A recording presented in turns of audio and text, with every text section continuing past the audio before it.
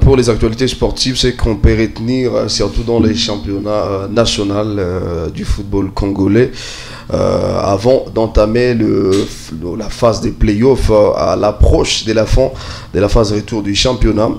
Les Moscovites qui continuent de patienter pour décrocher leur première victoire. Après leur défaite contre l'FC Céleste, l'AS Vita Club n'a pas réussi à mobiliser les ressources nécessaires pour s'imposer face à l'OS Renaissance de Kinshasa.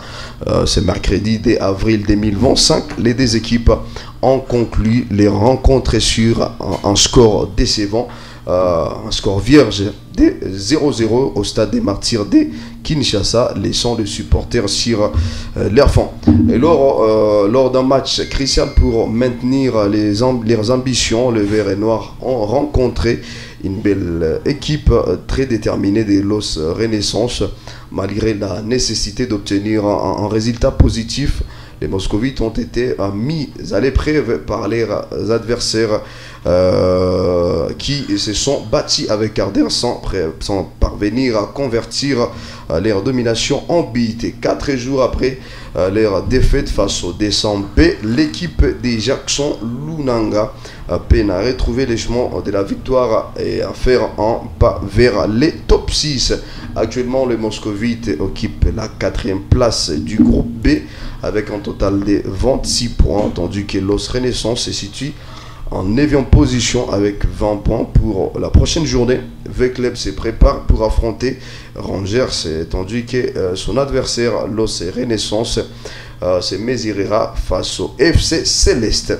À part les actualités sur le football congolais, revenons également sur le football espagnol, précisément dans les championnats, la Copa del Rey, ou en français la Coupe du Roi, où l'FC Barcelone a rejoint le Real de Madrid en finale. L'FC Barcelone a obtenu son billet pour la finale de la Coupe du Roi. C'est mercredi soir en venant à bout de l'Atlético de Madrid sur un score minimum d'un but à 0.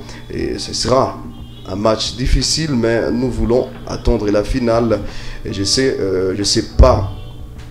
pas si je m'attends à beaucoup de buts, mais j'espère pouvoir apporter la bonne réponse sur les terrains, a-t-il déclaré Hansi Flick, l'entraîneur du FC Barcelone, qui ne s'attendait pas à une partie de plaisir ce mercredi en demi-finale, retour de la Copa del Rey. Après les nuls 4-4 à l'aller et les 4-4 du Real à la veille lors de ce match complètement fou avec 4 buts durant toute la rencontre face à la Real Sociedad. Allons-on voir encore droit à une pluie de buts ou au stade de Wanda Metropolitano de l'équipe de l'Atlético de Madrid? D'abord Ferran Torres qui a montré la voie. Et les débuts de la rencontre a été dominé par l'FC Barcelone qui est parvenu alors à concrétiser en milieu de la première mi-temps sur un but de Ferran Torres. Et donc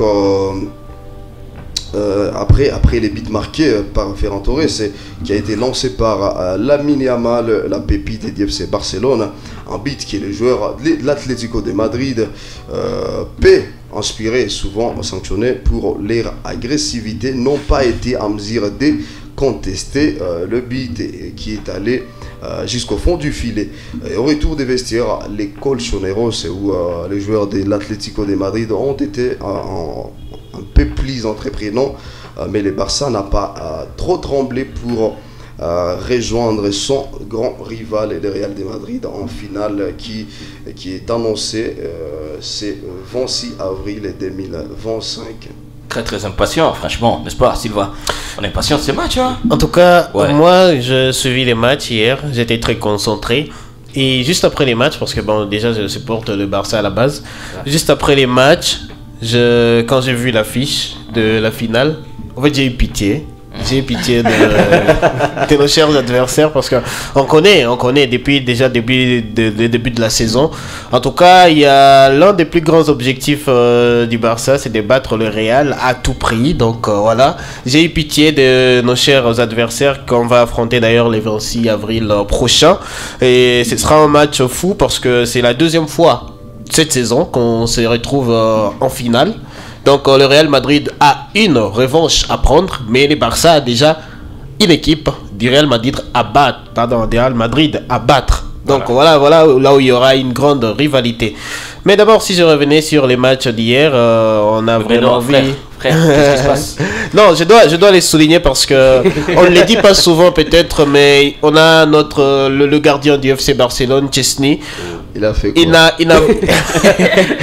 Il n'est pas vraiment trop médiatisé, mais c'est l'un des joueurs du Barcelone qui donne une bonne saison. Cette saison, en tout cas, c'est l'un des piliers du FC Barcelone. C'est vrai, peut-être parce qu'il n'est pas attaquant, parce qu'il ne marquait pas, qu'on ne parlait pas trop de lui. Mais quand vous voyez ses performances, quand vous voyez ses sorties, en tout cas, c'est un gardien qui a tout. Et d'ailleurs, si on pouvait les classer aussi Ballon d'Or. Bon, d'accord. Vous êtes aussi le match Real et Barcelone, Moïse? Alors, je suis d'avance fan du FC Barcelone, mais il faut reconnaître que les Clasico, c'est un match tellement différent et ça ne dépend jamais des statistiques, ça dépend du jour du match. Beaucoup de choses peuvent basculer du jour au lendemain, peu importe la forme de l'équipe, c'est les jours là et puis les quelques premières minutes qui définissent tout le long du match. Dans une même saison, tu peux voir les FC Barcelone gagner 3-0, mais en retour ils sont battus 5-0 par le même Real de Madrid. Ce sont des cas qui n'arrivent que dans des classicos. Donc je souhaite bonne chance à FC Barcelone et je souhaite également bonne chance au Real de Madrid.